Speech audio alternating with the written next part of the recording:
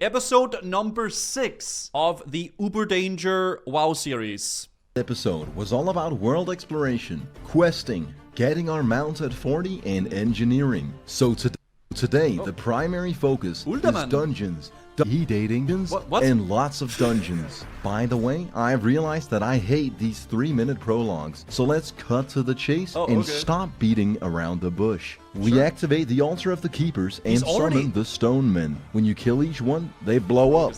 So any seasoned WoW veteran will hide behind the pillars. Personally, I chose to face tank every explosion, take aggro on the last mob, get our whole party wiped, and report Staya for toxicity when he called me bad. Then we may have wiped again after someone riled up a mob of dark dwarves, after which, and you wouldn't believe this, we wiped yet again. The way I see things, no one's really to blame. We're all equally at fault here.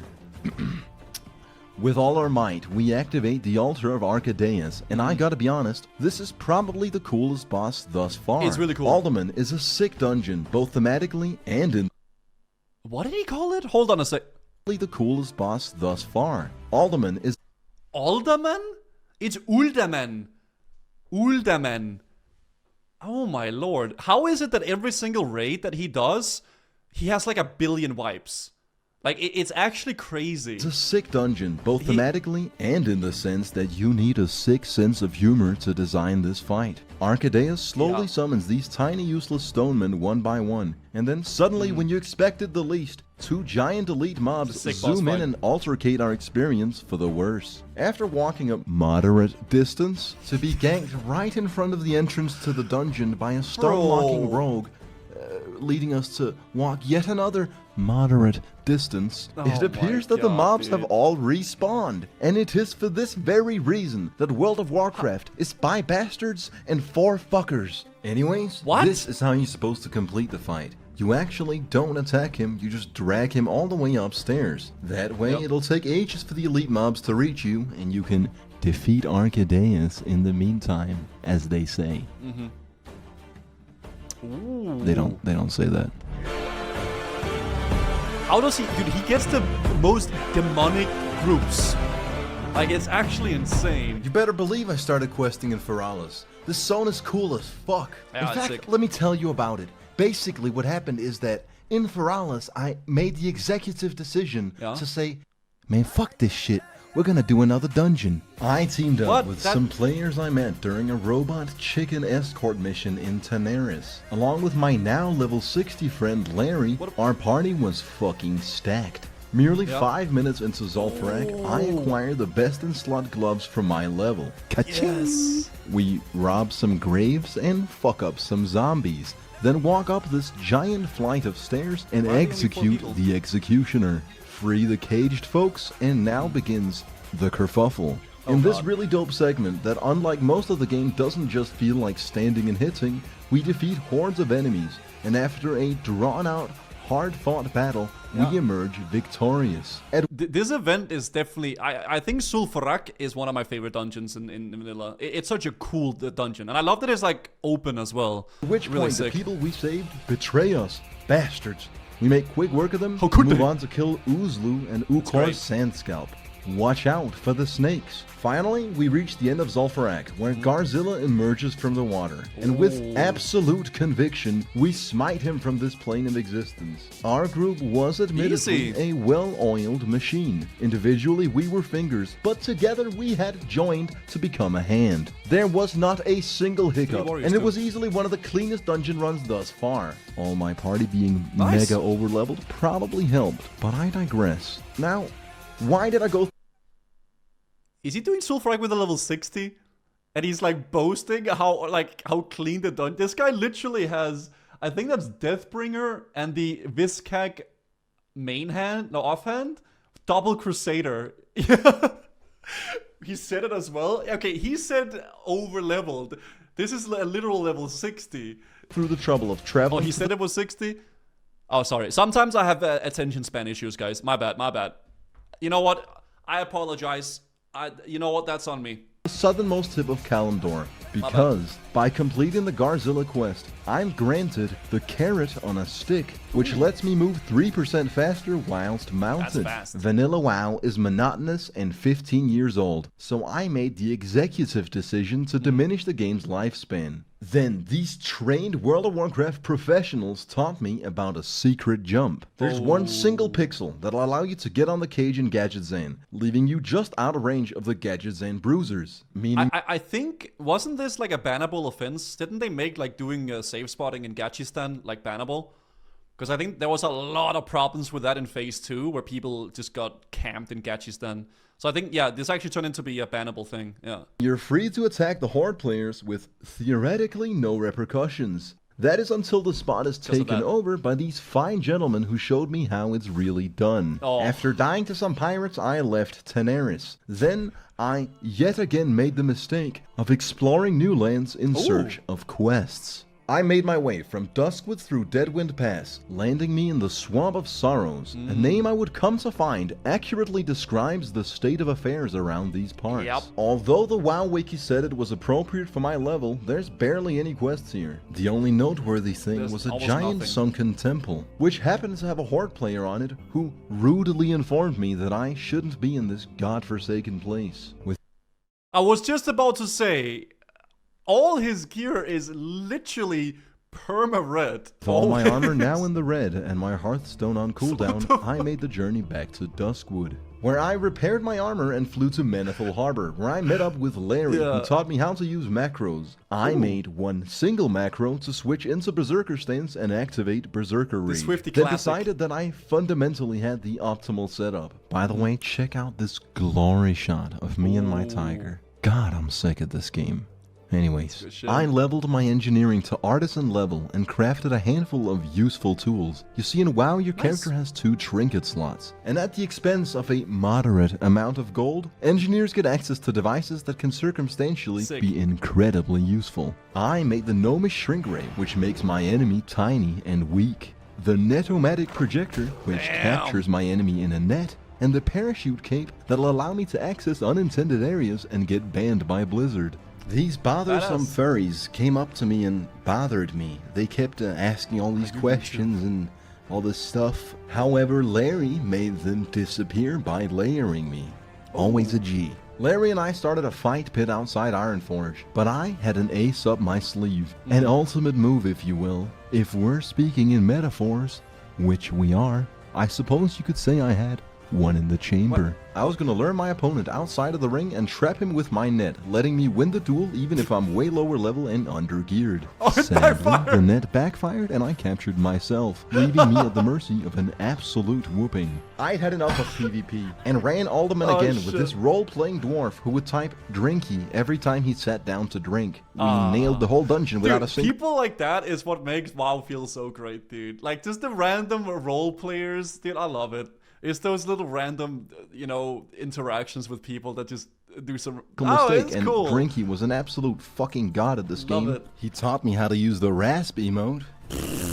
I then won the role for the treasure chest, landing me a pair of completely trash bracers that I would go on to vendor for close to no monetary gain. To summarize about 10 hours of my life, even with PvP trinkets, free action potions, and a level advantage, I still don't beat mages 1v1 in world PvP. I also still don't know if I'm enough of a man to level to a point where I'd have fair grounds on which to review WoW Classic. And yes, I still ninja loot chests without rolling for them. It's worth it, I'm telling you. I make off like a bandit.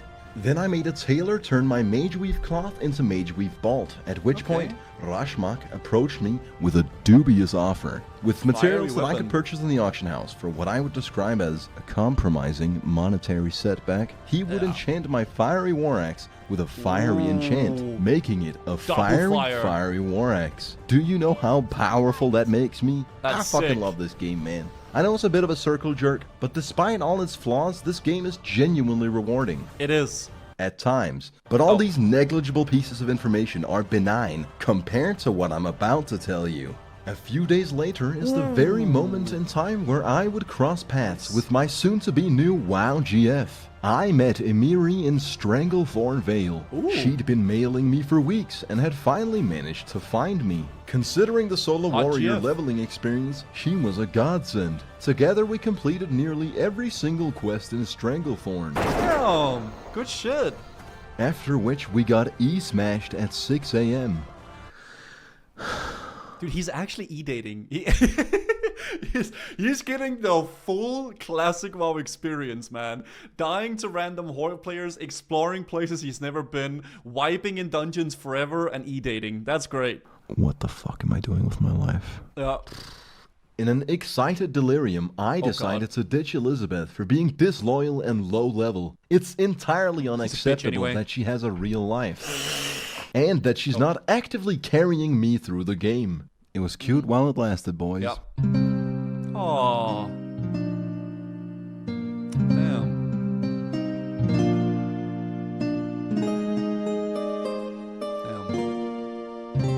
The E-Maiden. Emiri, on the other hand, now that's a bangin' WoW GF, let me tell you. Whenever I don't log on for a week or two, I get worry letters in my mailbox. Wait, what? Jonathan, you should probably... Oh, they're on first name basis.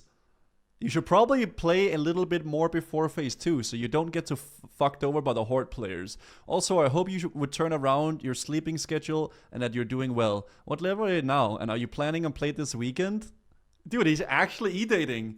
Whenever I do log in or go anywhere, she immediately appears next to me, ready to fight for my life or die trying. Always bringing gifts in form of potions and elixirs, for she is an alchemist. Did I mention she loves killing horde players? And she called Larry a boomer for not revealing his age. She's perfect. Prior to this, Larry was that's a girl guy. Like that's a hot chick, dude. Let's be honest, dude. Good for UberDanger. Ooh, Destiny. Really shitty sword. It's very fast, but I mean, it's probably better than what he has. Real comrade in Azeroth. Now there were two. Some would find it creepy that I'm logged in for less than 2 seconds before the DM lands. Yeah. Jonathan, where have you been? Did you get my message? But I see this as the very level of dedication necessary to be a top shelf certified S+ 5-star WoW GF. Yeah. Now I could talk about the Halloween event, how we got these horrendous dwarf masks, about how I ran Zul'Farrak again with a group of skeletons. But honestly, all those tales are benign compared to our journey to Moradon. Ooh! He's gonna do Mara! Little Thrash Blade. Look at the music, chat. It's so good. Girls don't exist on the internet? They do. Tap out on the chat if you're a girl, guys.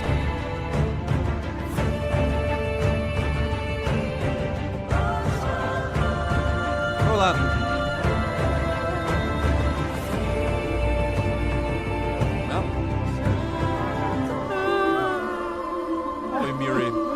Now, experienced WoW players... It's more than standing and hitting. ...may look at that and think to themselves, Moonglade, Winterspring, and Feralas. What in God's name does any of those places have to do with Moradon? So different. Well, allow me to explain how I well and truly shit the bed and made a crucial mistake. Now I'll up and admit it. I fucking hated the mid-level 40 grind as a warrior. It basically boiled down to inefficiently questing in Tenaris and Stranglethorn Vale. This is where most new players quit the game. Like, around level 40 is when it starts getting really grindy and quests gets very scarce. Right? Scarce.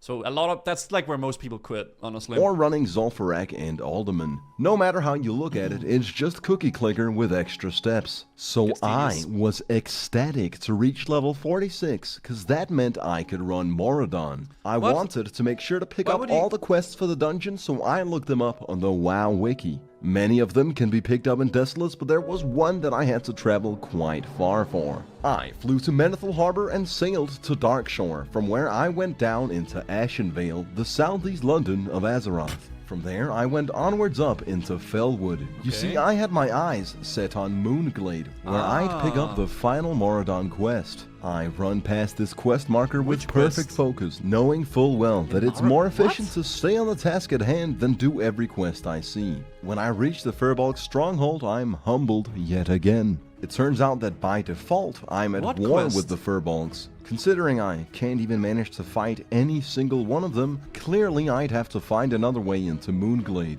Emiri joins up with me, and being the perfect WoW GF that she is, she informs me that to ally with the Furbolg, I'd need to grind reputation. Yeah. Funny enough, wouldn't you believe it? That's absolutely the quest I ran past earlier. By the way, grinding rep in vanilla WoW is very rewarding. Oh, it basically boils down, it's very complex, but it basically boils down to killing the same enemy over and over and over again. So now we start doing the Furbolgs. You do the one in the north though. There's 2 quests, right? Work. And apparently the only way to become friends with these savages is to win a territorial land war with their enemies. Are we even the good guys at this point, or is this indeed what weak cowards would describe as morally abrupt? No, I'm sure the lore told us, but let's be real, I installed Questy a long time ago. Oof, fuck reading every quest in this game. In about an hour's time, we managed to go from hostile to unfriendly, granting us safe passage through the stronghold. This was where my crucial misstep started dawning on me. You see, Questy showed absolutely no quest signs anywhere in Moonglade. After a quick double take on the WoW wiki, it turns out this is where the quest ends. It starts in Desolus. As I was wondering, why the fuck would you go to Moonglade to pick up a quest from Maraudon? Because that's where you turn in the quest that you get from Princess. New player, finding this out was very disappointing. Hey, he has the fly path now though, okay? So, I mean, as a W. See, every single other dungeon, bar none, has got their quests spread all over Azeroth. And for whatever reason, the only dungeon where I truly bothered to pick up every single quest and traveled, mind you, literally halfway across the world, is the one dungeon that conveniently has all the quests in the same place, right next to the dungeon. It's good. Alright, going here may have been foolish, but it was intelligent compared to my next move. You see, I boldly presumed that Moonglade doesn't have a flight path. Seeing as the flight master I found was only for druids. Taking the Hearthstone would also be inefficient as it's set in Ironforge, which is quite far from Desolus where we're headed. Emiri and I ride all the way back to the Furbolg stronghold and make our way through the endgame zone Winterspring. When we finally reach the flight path, I get yet another taste of the delicious first-time WoW player experience. It's not connected. You see, I didn't have any connecting flight paths to Winterspring, and therefore I wasn't able to fly anywhere. As it turns out, I'm laughing, there is a flight path in Moonglade that's actually required to fly from Winterspring. It just happens to be in a random location out in the woods that no one would randomly run into. So I go all the way back to Moonglade and pick up said flight path, then fly to Desolus where I meet up with Emiri. And the best part was that at 5 AM, our odds of getting a party from Moradon were close to null. Who starts a raid at a dungeon at 5 AM? Dude. So I humbly come to terms with the fact that I spent an entire night getting 2 flight paths and some reputation. Then begrudgingly turn off my computer. Real gamers? Okay. The day after, though, I rose to the occasion and finally started playing with my guildies. You see, our old guild, who shan't not be named, had merged with a couple other guilds to form Prevenge, the deadliest fucking group of lethal Azeroth assassins on the planet. It's actually hella sick to be part of an active guild that actually has their shit together. I even went on Discord with my fellow degenerates throughout our Moradon crusade. I look disgusting, man. I look fucking cool, man. Mate, you look like a virgin. Hey, man. The vast majority of our communications does not fit within the advertiser guidelines, so it has been cut from the video. What you need to know is that Moradon is a fantastic dungeon, and Prevenge is absolutely the best guild on EU Noggenfogger, perhaps with the exception of buying GF. But that's neither here nor there. If the people I normally team up with for dungeons are irredeemable bastards who are lowly intelligent at best, then my Prevenge guildies are Azeroth guerrilla soldiers. They're fucking raid-hardened World of Warcraft primates. They got this shit on lock. We basically zoom through the dungeon to Princess Theradras. Watch out for the deadly farts. And watch out, she throws a rock. Will the ring drop though? Whoa. We kill her in hopes of getting me the Blackstone ring, which is undisputedly the best ring warriors can wear until several content updates come out. After Yeah, Thoradris, previous. we jumped down and killed Rodgrip to try and finesse He the didn't get Albino it. Croc scale boots for Amiri, who by the way was very loyal when my guildies made advances. After Rodgrip, we turn our party into a raid party so we can effectively reset the dungeon by logging out and back in. These people knew their shit. He We knows. ran the dungeon a handful of times and got me the Blackstone Ring, an absolute powerhouse of an item. Then I asked my experienced, wonderful, erratic, temperamental... Guzu gets paid to watch 3 of our videos? Okay, listen, sir, ma'am, whatever. This is actually the first video we watch. I spent 3 hours reacting to Wowhead blue posts. Thank you very much. But this video is really good too. assertive, banging WoW GF to show me the world. As per the ancient rituals, the bonding is not complete before she takes me on a journey. Yeah. When she took me to Don Moreau, I began to suspect that this was a ripoff of the Wetlands run, but I should have known that my trust was far from misplaced. She brought me through the Valley of Kings to a menacing locked gate that leads to the Searing Gorge. To get the key, one would have to undertake a trilogy of gotta quests, kill the big but boy. Amiri is goddamn perfect. She's mastered lockpicking and is able to lockpick the massive gate, allowing us to ride headfirst into the Searing Gorge, a zone I had only been able to observe from the air. A zone that had always intrigued me. a sick A zone. zone that is absolutely ruthless and filled with horde players, many of which have evidently forgotten to take their ADHD medication. phase 2 We yet? weren't gonna take it lying down though. The second we saw Nut Buddy, we This zone was a war zone in phase 2. You would think Tim the Tatman and Nick Merckx was about to drop in, dude. It was so bad. Because it would be the perfect place to farm honor. Because people were level 50, like 49, 50-ish, and you could get honor for them. It was easy pickings. This is where everybody was farming honor. It was so good. I wasn't here because I was a rogue. There was other better spots. But dude, there would be an elemental shaman waiting on the flight path every day. jumped him. They feared me, leaving me incapacitated, able to only watch them beat up my WoW GF whilst I cowered in fear. Yeah, and they would kill you 3 times. Because you would give them honor 3 times. So yeah. Extremely disrespectful. When they killed And then the Amiri, new- it invoked my primal fucking hatred. 9. With pure skill I think it got nerfed. Yeah. and absolute determination, I crit Nut Buddy twice, ending his measly existence. His friend Bangdoy slows me and flees like the weak coward Intercept. he is. He clearly didn't get the Come memo on. that at level 47, I'm a goddamn expert at this game. Let's I go. use my macro to switch into Berserker stance, letting me intercept his cowardice. With Yes. a clean double proc from my fiery war axe, I way. stood victorious. And you better believe we camped their corpses. God, I'm glad I picked Night Elf. Stealth, Oh, front shit. flips, you move really fast every time you die, a fucking tiger for a mount. Anyone not Let's picking go. this race are clearly on the wrong side of history. Damn. Speaking man. of being on the wrong side of history, Oh, this no. cunt shamelessly took us out, even though he had Yeah. nothing to do with our kerfuffle. The fact that I would go on to forgive Probably called it a Bangdoy friend. and quest on in peace is a testament to how good of a fucking person I am. Mm-hmm. We went on to let a guy out of a locked bathroom. I question how we ended up in that predicament in the first place, but when I get over 5,000 XP for little to no work, I don't ask any questions. Yeah. I just take the progress, turn around, and walk away. This is how you play World of Warcraft. You leave your trusted companion to die so you can loot the scroll for the quest. Hey. Get hit with a regularly occurring 20-second polymorph.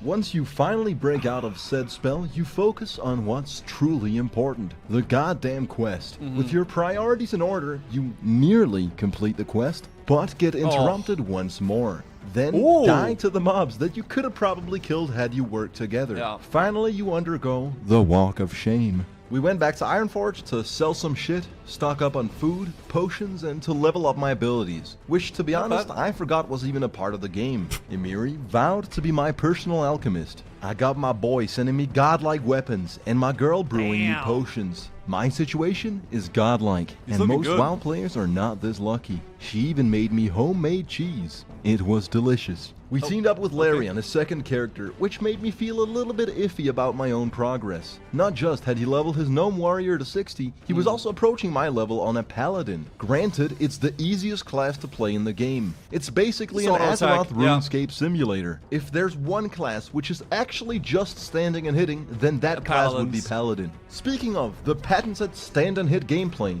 I'll concede that I was wrong. Vanilla WoW is not just standing and hitting. You can also jump. That's a whole element that I left out in my previous statement, a lot to the game. and I can see now that there's a whole dimension of gameplay that I had overlooked. Anyways, I quested with Larry and Amiri in the Searing Gorge. We summoned this dragon, and I gotta be honest, it's been over 100 hours of game time since I followed the plotline of this game. I have no idea who this dragon is, or what he does. For all I know, he could be the final boss, or maybe he's our friend. All I know is I don't ask any questions. That's the WoW experience. I take the XP and walk away. I would go on to jump in the lava and die. Naturally, my comrades jumped in as well to make me feel better. It goes back to the age-old saying, if your friends jumped off a bridge, would you do it? Well, if you want to be a top-shelf certified 5-star WoW GF, the answer is yes. No hesitation. With haste. Immediately. We then farmed Incendosaurus for XP, finished off a bunch of quests, and then traveled to Stranglethorn Vale to take a shot at the arena chest. Not just is there potentially spoils of battle, but if you actually spent countless hours to loot it and get the Arena Master 12 times, you can turn them in for the Arena Grandmaster Trinket, which is actually half decent. What?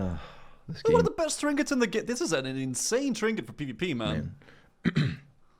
The moment the chest spawns, I agreed for it, only to be fumbled by a priest with his cursed spells. He's fapping as I have well. no idea what they do, but they interrupted my looting. It didn't matter though, because being a group at the arena is so scummy. Having two bodyguards skanking on my behalf, I managed to loot the chest, aka the authentic Asmongold experience, and I make off like a bandit. To celebrate our absolute victory, we decided to sail out for adventure. Sadly, with my brainlet, lukewarm IQ, and absolute piss-poor hand-eye coordination, I fall off the boat. When it takes off, most people would be surprised to find out that I have access to forbidden knowledge. I merge with the boat and start frivolously skipping across the water. You fools! You underestimated my power all along! I'm unstoppable! Look at the technique, the grace, the dignity. All this time, I faked being a really bad beginner at this game, when deep down, at the very core of my being, I was actually the greatest of all time, a true legend of Azeroth. I'm actually the fucking champion is what I'm telling you. Do you feel my sheer fucking energy? The spring in my step, the glint in my eye, the fire in my belly! What do you take me for, a goddamn fucking casual?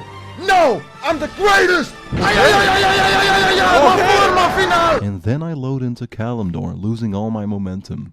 Incredibly unfortunate. Along with me, my ego was buried at sea. I had dreamed of a glorious death in battle, with demons, gods, or even drawing my last breath killing horde players. Dude, he's so close!